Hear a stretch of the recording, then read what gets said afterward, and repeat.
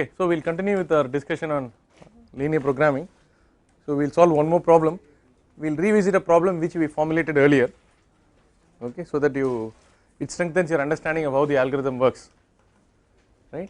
So this is a, what is the problem number? 40? 40, okay. So you can take it as problem number 40. So we are familiar with this problem. This concerns an ethylene refining plant. It receives 500 kg per hour of 50% pure ethylene, and it refines it into two types of output. Type 1 has 90% purity, while type 2 has 70%. Raw material cost and profit, everything is, selling price is given. There are constraints in the form of packaging and transportation. Packaging facilities, how much can be packed, okay. So per hour, and then the transportation cost for type 1 and 2. So we formulated the optimization problem in one of the earlier classes in the semester. I said at that point, do not try to solve the optimization problem. To ensure uniformity, declare the mass flow rate of types 1 and 2 as x1 and x2. We have plotted all the constraints. X1 and x2 are the two types of output. We declared the two types of output as x1 and x2. So please plot these constraints, a graph sheet, and try to get the optimum. So I will just change the problem formulation. Essentially the same problem.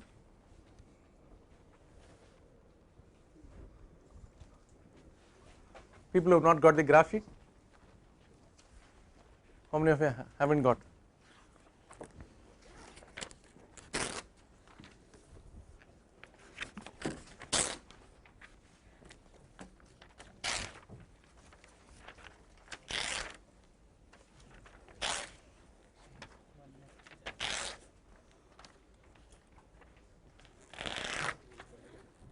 Does everyone have one?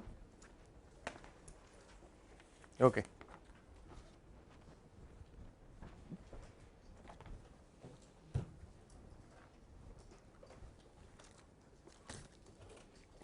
It should be there in your notes, right? We have already done this.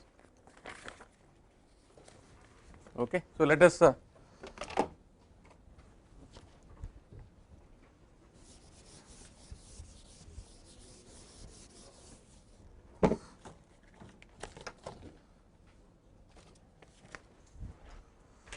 now that we have some scale like device, so we can use this.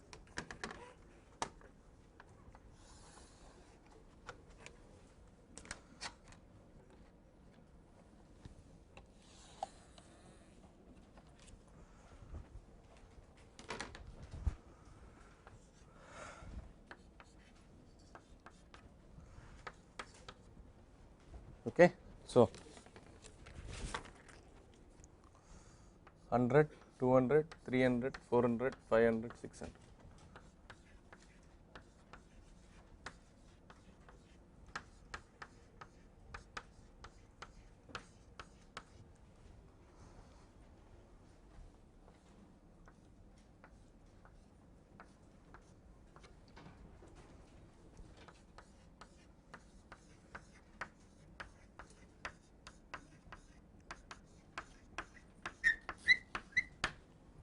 Okay, so you have to plot all the constraints.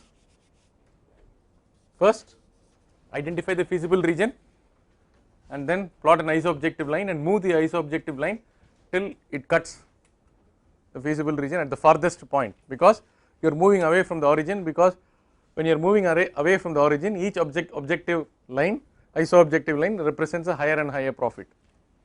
A higher and higher profit, highest profit subjected to the constraint, that is what you are seeking. Okay.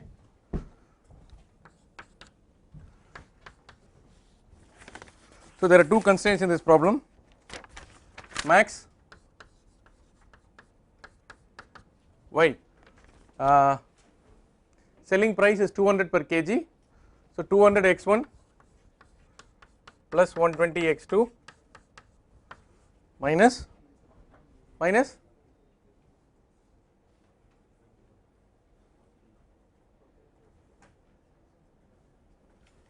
the raw material cost is 40 per kg. Okay, 500 into, you are buying 500 kg for the raw material, minus 500 into 40, correct? subject to, first is the packaging constraint,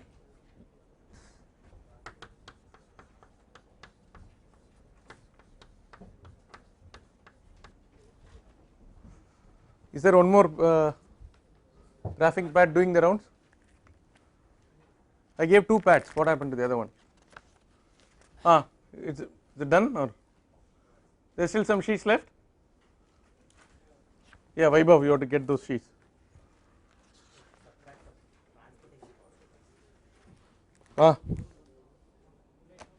Transportation cost was how much?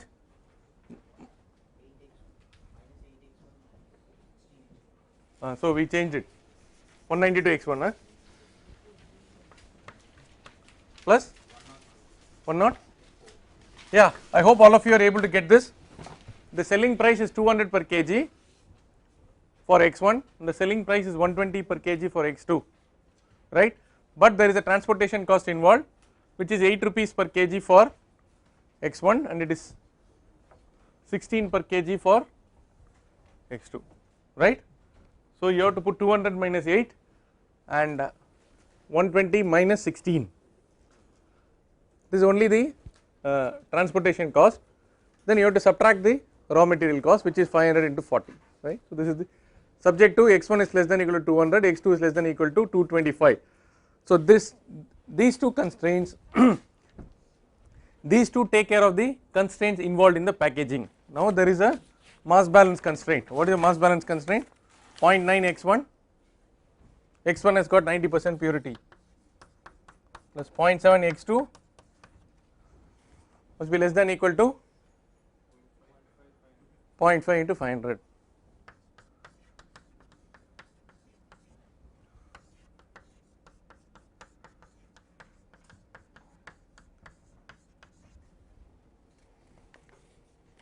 Okay. What about the transportation cost?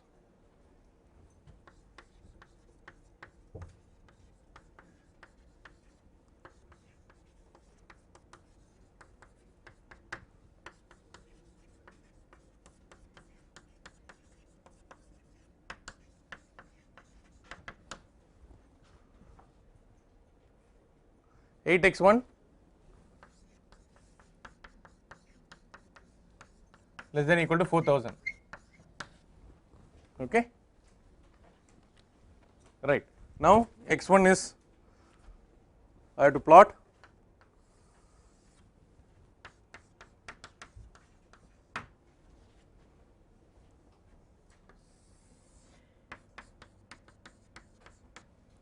so I can choose a region only here,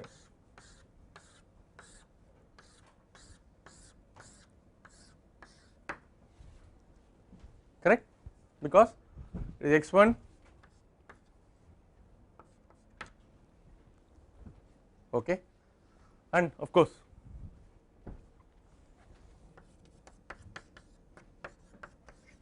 non-negativity constraints x1 x2 must be greater than or equal to 0. So first we have to identify without plotting the constraints, other constraints itself we have got, without plotting the transportation and packaging constraint we have a restricted region, already the feasible region is reduced. Now we have to put in the constraints. So 0.9 x1 plus, can you plot that? 0.9 x1 plus 0.7 x2 is less than or equal to 250. Where does it cut the, where does it cut the x axis? We plotted, no, we worked it out in one of the earlier classes, right? Tell me. 250, 275 is it? 2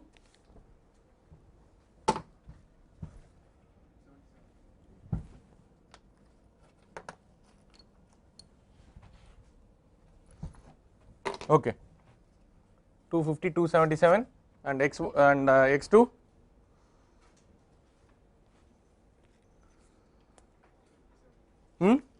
correct, 357. Now we will use the same scale.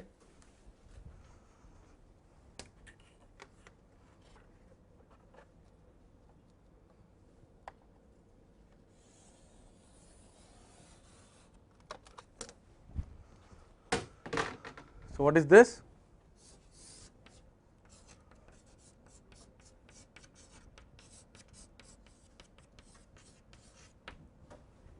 All right.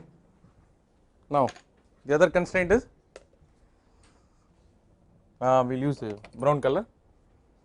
Other constraint is 8x1 plus 16x2 less than or equal to 400. So x1 will be equal to 500, right? x2 equal to 250, correct?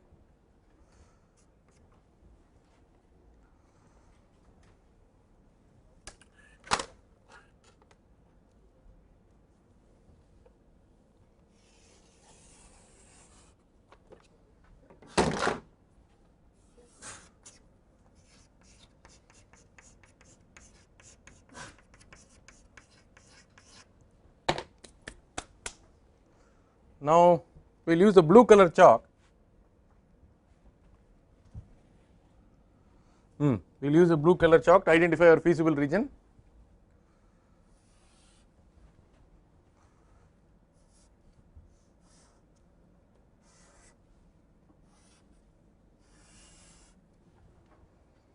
Okay.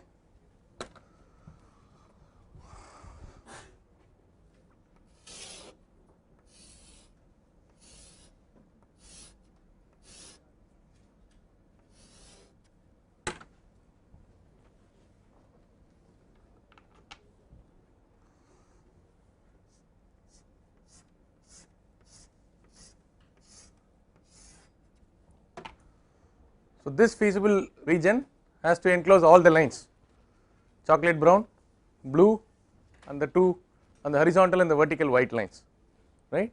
So that is our, so we have to evaluate how many corner points are there now. I told you there is a property for linear programming problems where you will have to search only at the vertices, right? That can be proved if you take a LP course, somebody will prove it. So A, B, C, D, E, F. So there are 6 vertices A, B, C, D, E, F. So you evaluate the objective function at each of the 6 vertices. One of these is a trivial solution, x1 equal to 0, x2 equal to 0, profit becomes minus because you bought 500 kg of raw material, you did not do anything with it, okay. That is a trivial solution. Anyway, you can for the sake of the record, you just work out the solution and say that profit is minus. Then you evaluate the y for all the other solutions, and invariably it is that the solution will be that which is farthest from the origin, because the iso-objective lines will move in this fashion. Now how will the iso-objective lines look like? Yeah, take one iso-objective line.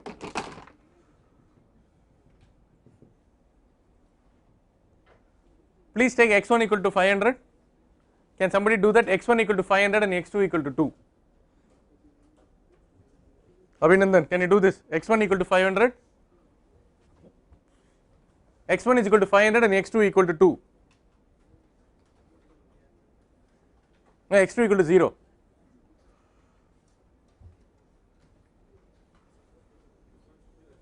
What will be y? Sorry? No, I am drawing some line. I want to know the slope of some line. Okay. I want to draw a line. Okay. What is the y? Okay, that's what I am saying. Y value 20,000 is will come, man. Okay, y value is 20,000. So this will be totally, it will be 40,000, right? Take y equal to 20,000. That's a good way to start with. Take y equal to 20,000. Add this 20,000 to the left side. So 192 x1 plus 104 x2 will be 40,000. Tell me 2 points. We can join these 2 points and have a straight line, and then we can move this line up and down. Correct? Okay.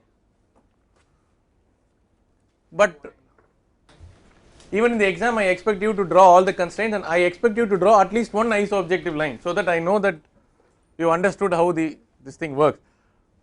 Even without that, you can just evaluate all the vertices and get it, but that is not completely a graphical method, right? I want you to draw one iso-objective line. Please remember, one iso-objective line you have to draw. Can you tell me x1 and x2? Which is 0? x1 is 0, x2 is Okay. Huh? So this is very crowded. Okay. 208 is it?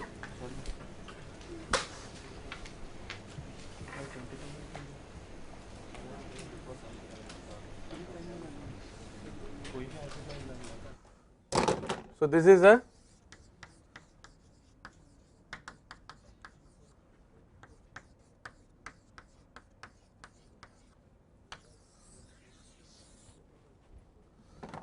okay. So this may not be clear. Please look at the board. This is a profit of 20,000. Okay. So you will get iso-objective lines which are parallel to each other. So when you move like this, you will get profit less than 20,000, 15,000, 10,000 like this. Okay, but it cannot go left of this because x1 x2 have to be greater than 0. Now you can keep on moving it till it just escapes the feasible region. When it just escapes the feasible region, since it is a convex polygon, since it is convex, it will touch the feasible region at one point, or it could touch at several points if one of the constraints is parallel to the iso-objective line, in which case you will get alternate optima. But in this case it does not happen to be so. So I guess E must be the solution, is that correct? E is the farthest. So I think when you move like this, it looks like E is the solution, right? This is the graphical method, but in the exam you can just draw one iso-objective line and just say that when you move it, it will meet, but the exact solution can be worked out by finding y at A, yb, yc, yd, ye and yf. Please do that. Okay, is that clear?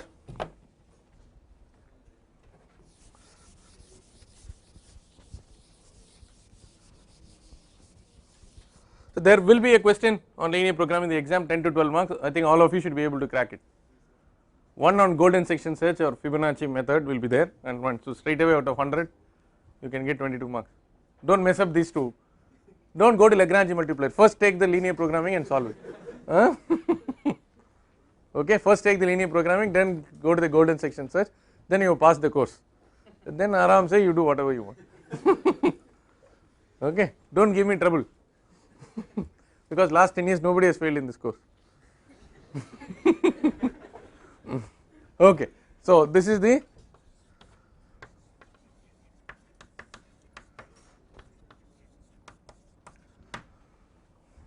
okay. Now YA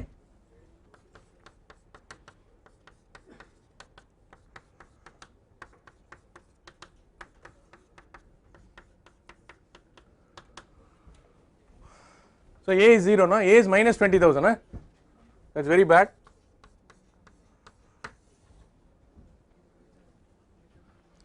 Chaitanya, you are awake? Okay.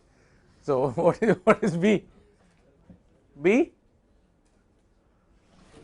Abhishek, did you calculate? Yeah, why didn't you? Huh? 3? 3,400, all in rupees.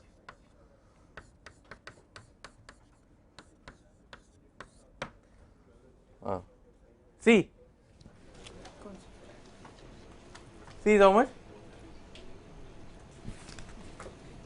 Hello, did you get it? F is easy, tell me what is F? C is 13,000, okay.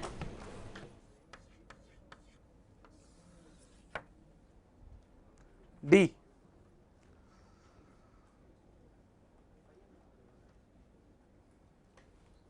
D should be more, I do not know.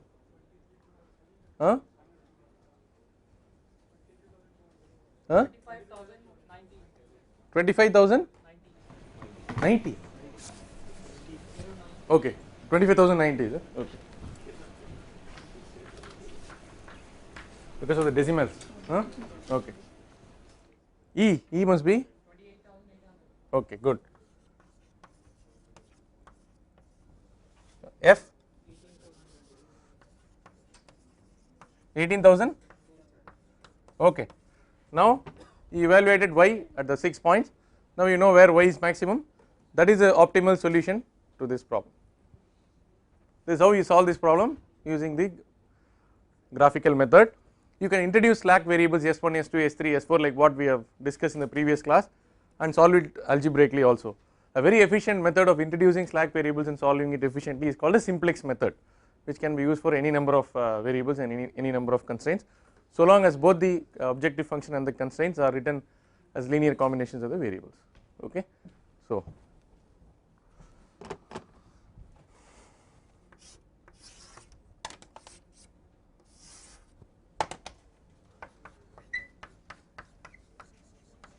at the optimum x1 plus equal to, what is x1? 200, 100 in appropriate units kg per hour, right?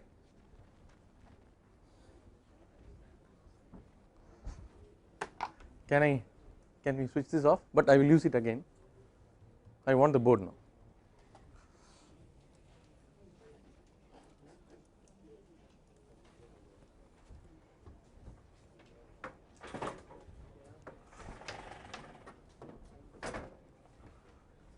Okay, so we have solved two problems. So this gives you a good idea of linear programming, right? It is very popular. It is, in fact, it so happens that yesterday one of my students, some of you may be knowing Parv Sharma. Parv Sharma, he called me from Singapore. So he is working for Unilever. So they have a problem. So they are getting some raw material from 28 suppliers located in 25 countries, some 20 different items. And then they are trying to minimize the cost, and then he says, sir, I want to know some optimization technique. I said, you go to the Google and get a free to download LP. So he wanted to know whether he has to use some other technique. I said LP will work, and he is working on it. So if you don't get the answer, you call me back. So people are using LP, man. So okay, so Unilever is interested. When I tried to call him back, I got 3 missed calls. Generally professors are very poor in picking up calls, right? So we are either at home or in the office, so we don't travel that much. So then I called back, then it says this number goes to Unilever Singapore, it is busy, and I don't know what, why I should, I didn't do anything in Singapore, nobody, when you, some odd number it, okay, so I called back. Then I was in Bangalore yesterday, so when I was going to the airport, this guy called me and said that he wanted some clarification.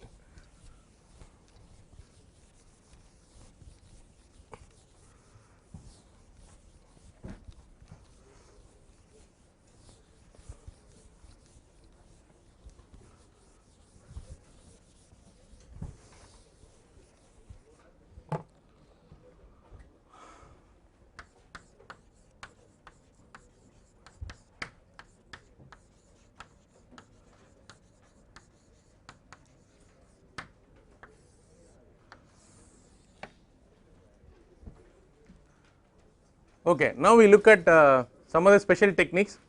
One of them is the dynamic programming. So it is a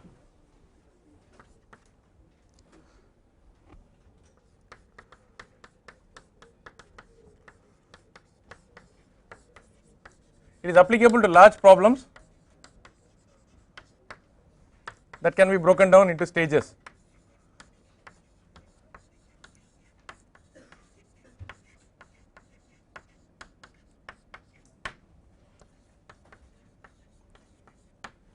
A complex problem can be broken down into stages, and you look at the optimal solution for each of the substages and keep proceeding.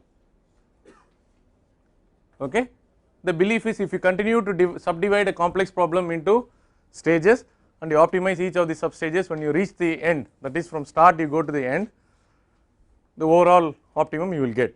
So this can be proved for certain classes of problems, and this was discovered by Richard Bellman.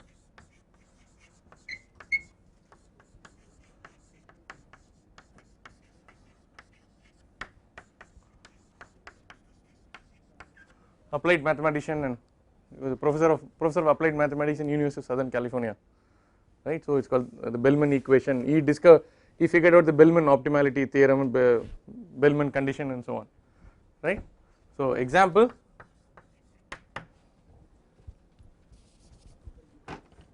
in process industries,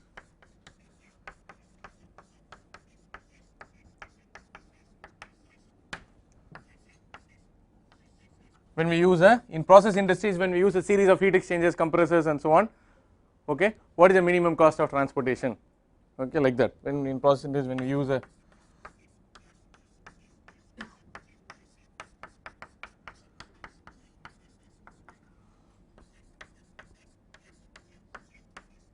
or you want to lay a gas pipeline between two cities, and for if you want to lay a gas pipeline between two cities, but you want it to pass through some intermediate city so that you won't have quality control and all that, and then there are various ways to go from one city to the another city through these intermediate cities, which will be the optimum path for going from one city to the another city, okay. So this will be, so what you do is in each you subdivide that while going from city 1 to city 2, in between you have got 3 other cities A, B, C, then what is the shortest path from 1 to C, what is the shortest path from C to D, D to E, stage wise you optimize, so that suboptimal solutions at each stage, suboptimal solutions are eliminated. This way there is a computational gain. What is the funda? I told you optimization is all about trying to get the optimum without working out all the possibilities. If all the possibilities have to be worked out, it is called exhaustive search, it will no longer be called dynamic programming.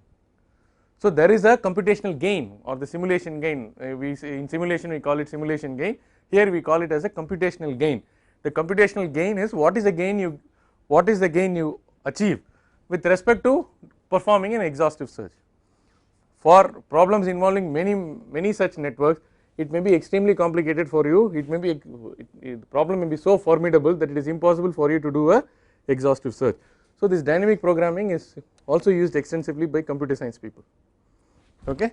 And example, this is one example. Then the other example is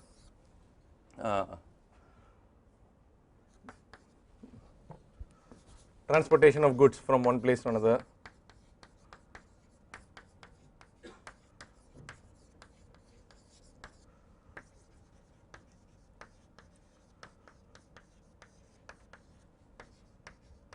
Of course, there are some constraints that it has to pass through some intermediate cities, there are only some fixed paths, and for each of these fixed paths you know the cost and so on, alright. Now it can be mathematically derived and we can have an algorithmic approach, but we will just take up a simple problem and then using a common sense solution without going through rigorous numerical evaluation of the functions, objective function and so on, the technique will become very clear to you, right. Dynamic programming is also used in the Duckworth-Lewis method. What is the Duckworth-Lewis method? No unsuccessful, right? Some Indians came up with a better method. It is published in which journal? On ESPN they mentioned. Oh, no, maybe it is. But Duckworth and Lewis, they use dynamic programming, and this paper is in the Journal of Operations Research. I have this paper, I will show you towards the end of the class if I have time. Basically there are some control variables, they are optimally dividing, right. In the 50 over match there are 10 wickets, how much some team will score. If you have only 40 overs and 10 wickets, 40 overs and 6 wickets, and so he has an exponential distribution for each of these. There is a double exponential distribution and he worked out, and using past data from rain interrupted matches, Duckworth and Lewis figured out what should be the constants of these curves, and then they convinced the Wales and what cricket board, then ICC, and then they tried it and now it is, and then lookup table is available, so you can't expect umpires to solve dynamic programming problem. Every day they have to take quiz, so it is easy to implement, and it has been successful. Of course, if there is some other better method which comes up, then already so many people, there was an average run rate previously, ARR, average run rate was used basically for people who don't know cricket. So this Duckworth-Lewis method is used to determine the target for the team playing second in a rain interrupted match. Okay, so I don't know, for T20 it does not come, right? They use the same data. 5 overs. Minimum 5 overs. Oh, okay. So anyway, now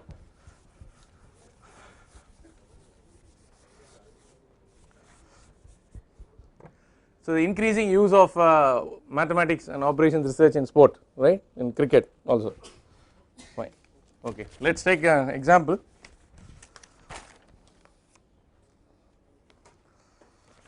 Problem number 41.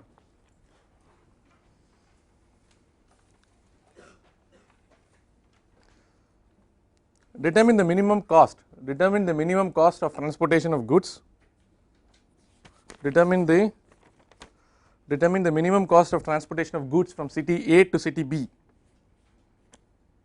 determine the minimum cost of transportation of goods from city A to city B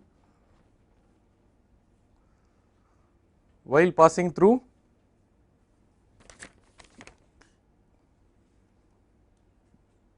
one node each, NODE, one node each of B, C, D, B, C and D as shown in the figure. One node each of B, C and D as shown in the figure. A lot of you are putting up blank faces, so I think for strategic reasons first I will draw the picture and then continue. Okay. So 41. Okay. So you start from city A, you want to go from city A, you want to go to city B. Okay. But the funda is you have to cross through, there are 3 intermediate stages you have to cross. Okay. So there are 3 possibilities here.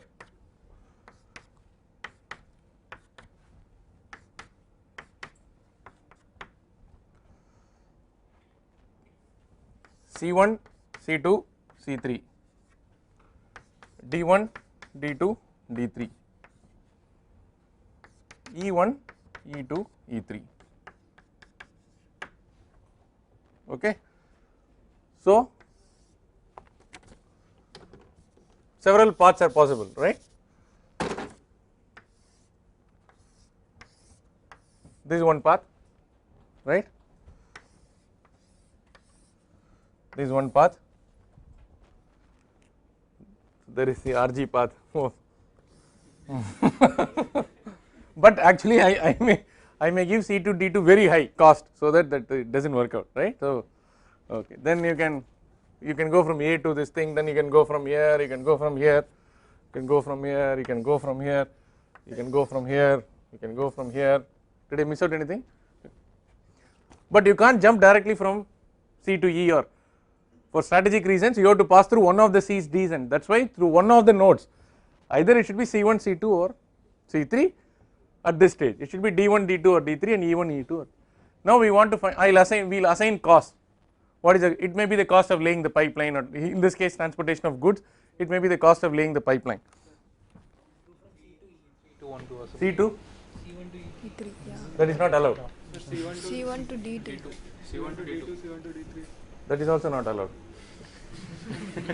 Why is C1 to D2 not Yeah. allowed? Go from C1 to D3.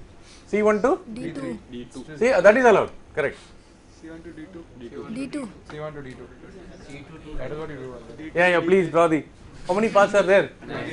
27 paths are there. If you draw 27 paths, we will go wild. So we will just indicate. Now the funda is, if you are able to calculate all the 27, there is no need for dynamic programming. But imagine that instead of 3 choices, you had 6 choices or 7 choices. Instead of C, D, E, you have 7 intermediate stages, then you will not keep on doing it. You will not, and if the objective function also involves some calculations, then it is worthwhile to develop an algorithm for this. Now, so this is 70, you can take this to be in thousands of rupees or whatever, okay. But we will take it as 70, 60, the cost is 70, 60, 90, and this is 100, 60, 70, okay. So we will continue with the problem. From city A to city B, while passing through one node each of B, C and D as shown in the figure, the costs in appropriate units, some costs in appropriate units are given on the figure, and the rest are tabulated. I will give you the table. Some costs in appropriate units are given on the figure and the rest are tabulated. Using DP, dynamic programming, using DP determine the optimal path to minimize total cost. Using DP determine the optimal path to minimize the total cost, right. I will give you the other costs.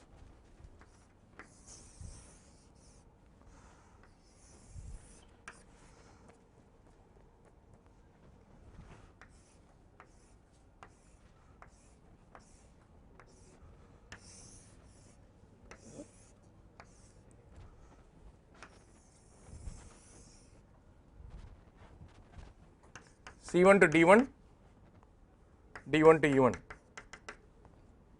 C1 to D2, D1 to E2, C1 to D3, D1 to E3, C2 to D1, D2 to E1, C2 to D2, D2 to E2, C2 to D3, D2 to E3, C3 to D1, D3 to E1, C3 to D2,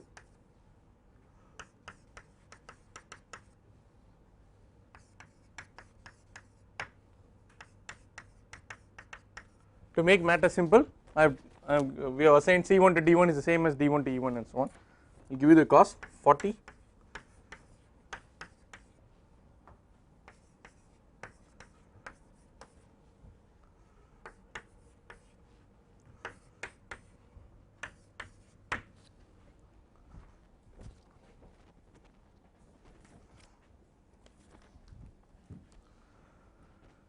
Alright, so all the costs are given. Now you have to apply the algorithm, right. Now I will show you the first step and then it will become very clear to you. The problem has to be subdivided, right, into stages. So you have to find out the cost from A to any D first, okay. Because the final optimal path must pass through either D1, D2 or D3, okay. First get the total cost to reach any D, right. How many paths are there? No, 3 into 3, right. There are 9 paths. So there will be a tabular column with 9 entries. Then we will start proceeding from there. So the first step is dividing into sub problems. So we will say cost from A to any D.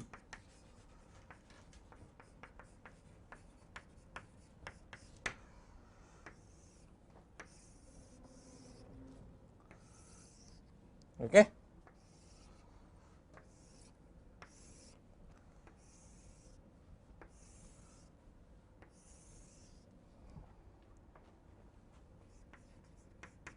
So cost to D1, cost to D2,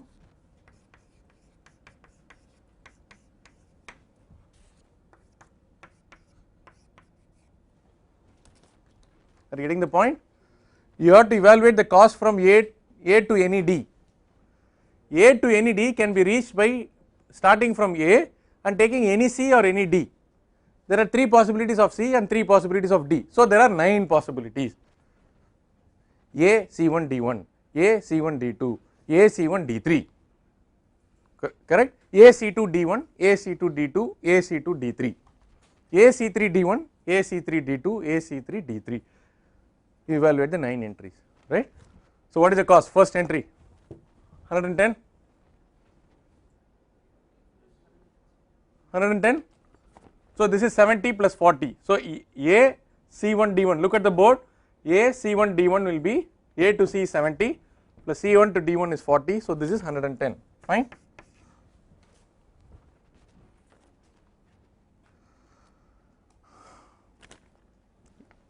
A C1 D2,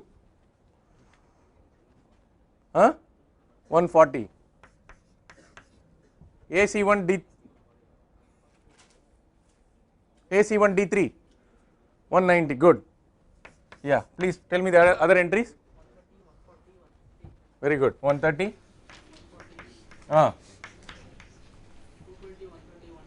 very good, 220.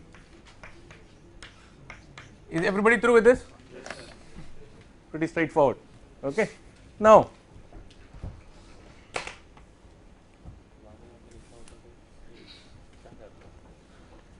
we have to circle the optimal, circle the optimal path to D1, optimal path to D2 and optimal path to D3.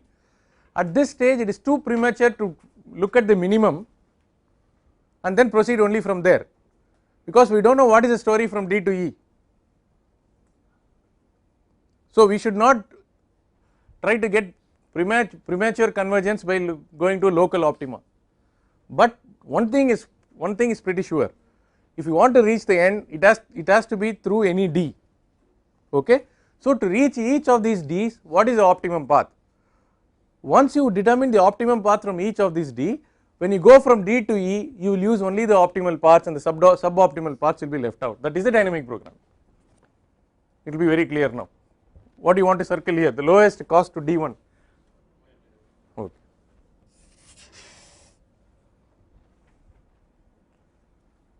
Are you getting the point? Cost to D2, 130. Cost to D3, 150, correct?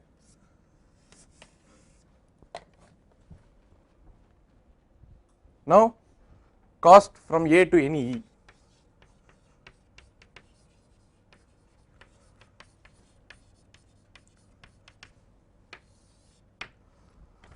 Till the evaluation of these 9 entries, no dynamic programming, we did not apply any algorithm. Now when I circle this, I applied the algorithm already. There are two things, I am looking at the minimum cost to D1, D2, D3, but I am not looking at the minimum cost in the table and removing the other things. That may result in a suboptimal solution. These are the two cardinal points in the dynamic programming, okay. So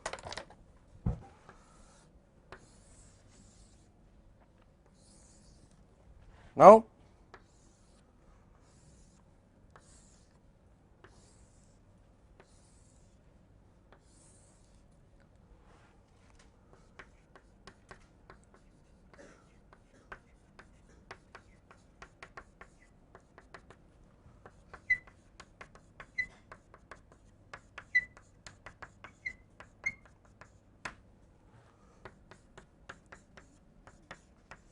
how do we reach E1, E2 or E3? It has to be through either D1, D2 or D3,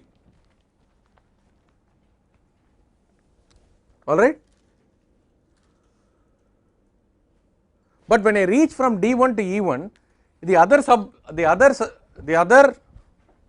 paths like AC2 D1 E1, AC3 D1 E1, I do not evaluate because I have already eliminated that. There is no point in calculating again, then it is exhaustive search. Because anyway up to D1 I know what is the optimal path. Why do I have to worry about suboptimal paths by the time I reach D1? That is dynamic programming. Are you getting the point? So now D1 to E1, 110 plus, good, 150, 150, 180, 230. Rajesh, you got it? Second one, 200,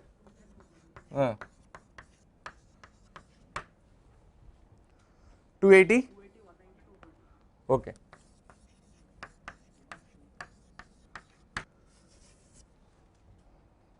Here it is 180, here we may have 2.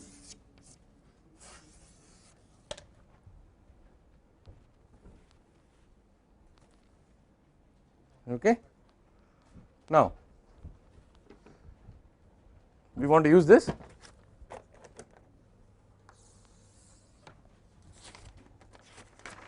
Now through E1,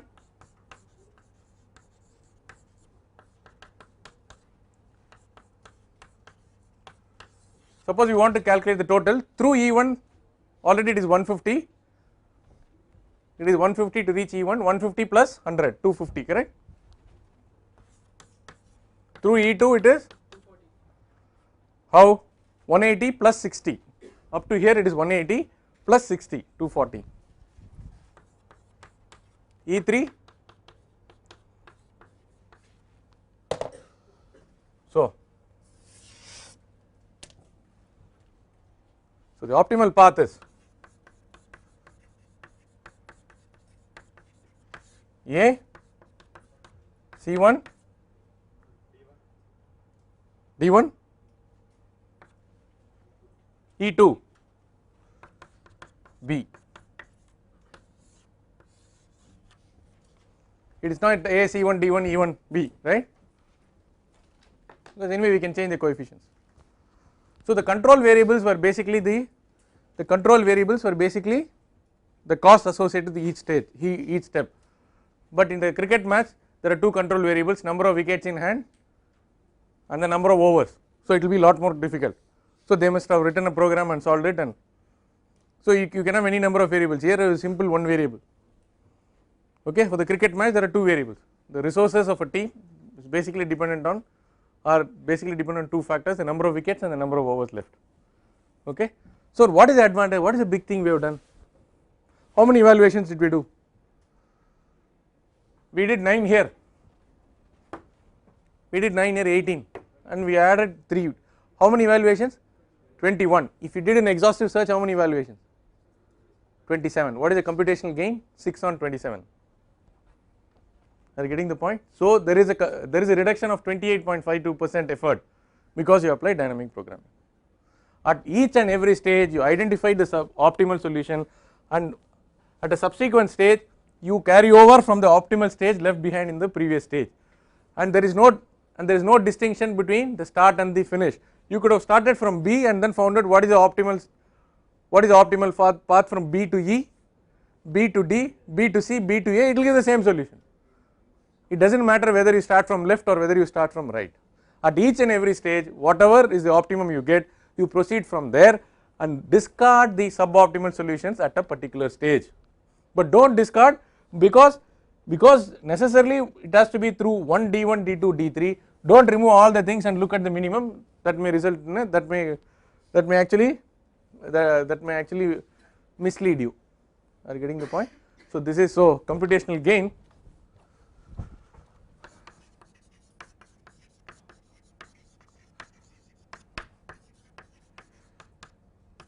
Six on 27. Okay, can I quickly have the?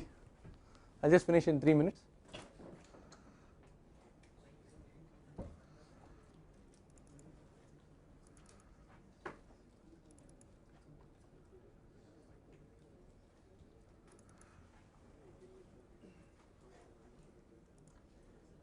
I think I encourage you to read this interesting paper by Duckworth and Lewis. Okay, a fair method for resetting the target in one-day matches. So this is the Journal of the Operations Research Society, 1997. So they are from UK. So, where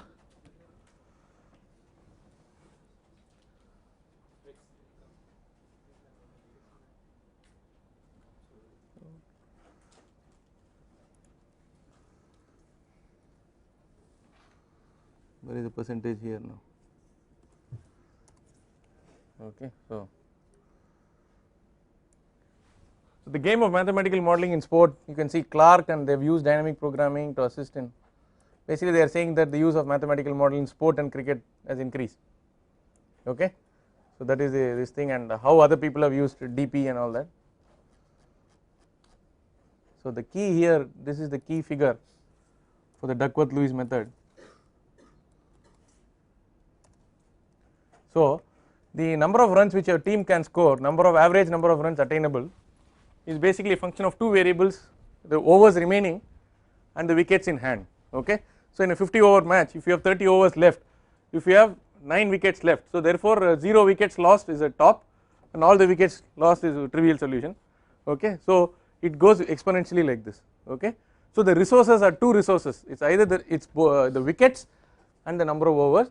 So they have put an exponential model z of n, zn 0 z 1 minus e to the power of minus beta n, and p, they have put a exponential for this, and they say that confidentiality agreement will not tell us how the data was, how the constants were fixed and all that, but no, they say that. I'll